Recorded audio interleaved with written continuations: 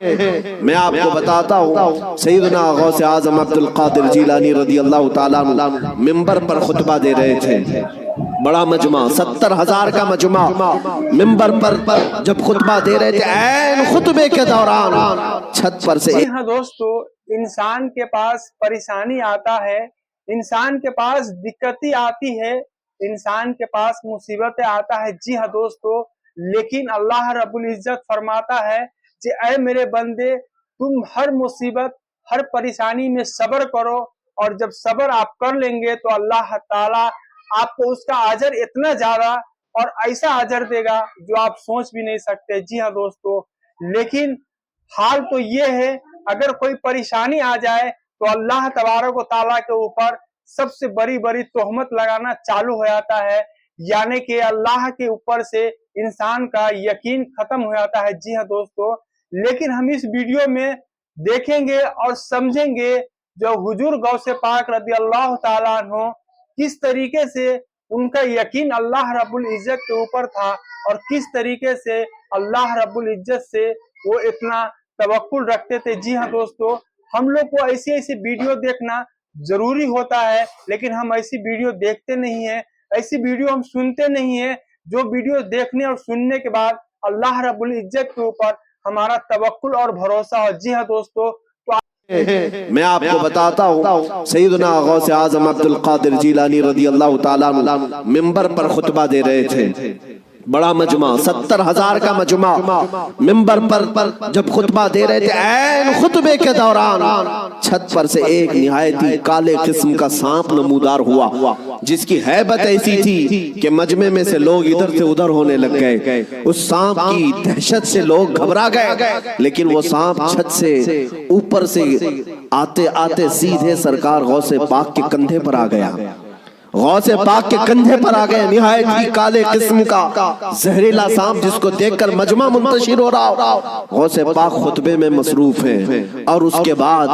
وہ سانپ آپ کے گردن سے آپ کے جبے میں داخل ہوا، آستین میں گیا، سینے پر آیا، دوسرے آستین میں گیا، گردن میں آیا، اس کے بعد تھوڑی دیر کے بعد وہ واپس ادھر ہی گیا۔ غوث پاک کے ایک جملے میں بھی لغزش نہیں ہے، خطبہ جس طرح چل رہا تھا اسی طرح چلتا رہا،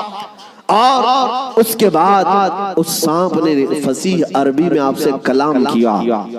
کہا ہے عبد القادر، میں آزمائش کے لیے آیا تھا، اس سے پہلے میں نے کئی لوگوں کو آزمایا، ان کے یا تو زبان میں لکنت آ گئی، یا تو پیر ہل گئے، یا تو پھر اپنا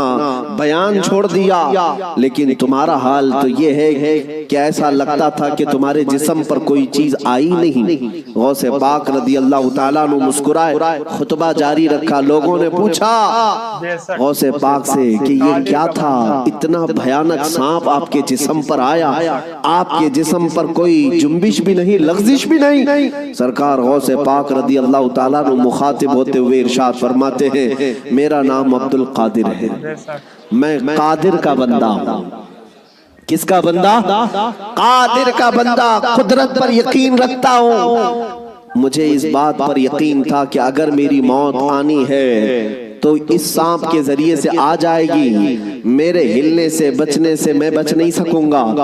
اور اگر میری موت نہ آنا ہو تو اس طرح کے سینکڑوں سانپ بھی میرے جسم کا کچھ نہیں کر سکتے۔ موت و حیات کی قدرت صرف میرے رب ذوالجلال کے پاس ہے۔ میں اسی یقین کے ساتھ خطبے میں مصروف رہا، وہ تو امتحان تھا، ٹل گیا۔ عزیزان گرامی وقار، اس بات کا میں آج آپ کو اعلان کرنا چاہتا ہوں، اگر آپ قادری سلسلے سے بیعت ہیں تو غوث پاک کی اس استقامت پر قربان جاؤ۔ آج اس طرح کے زہریلے سانپ اگر تمہارے ارد گرد آ بھی جائیں، تمہیں اس بات کا یقین رکھنا ہے، موت و حیات کا مالک میرا پروردگار ہے، موت و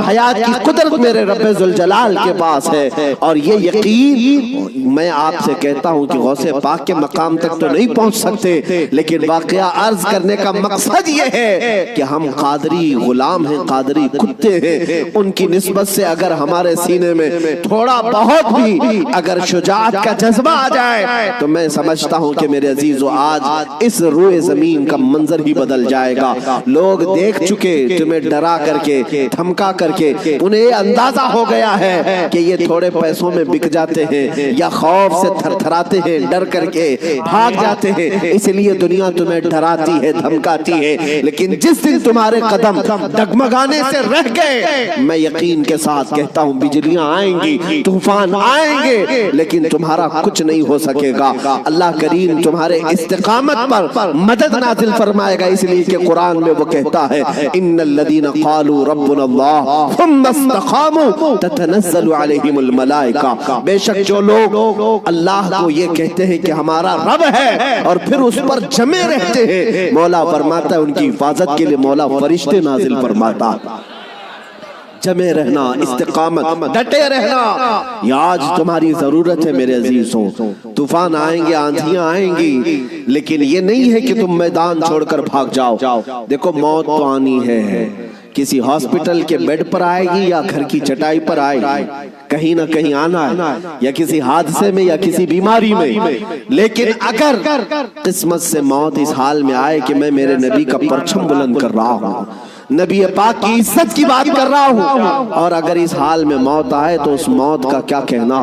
میرے عزیزوں، بزرگوں نے فرمایا جو ناموس رسالت پر مر جاتا ہے، روح نکلنے سے پہلے وہ اپنے سرانے پر مصطفیٰ کریم کا دیدار بھی کرتا ہے، نبی پاک صلی اللہ تعالیٰ علیہ وسلم کا دیدار کرے گا۔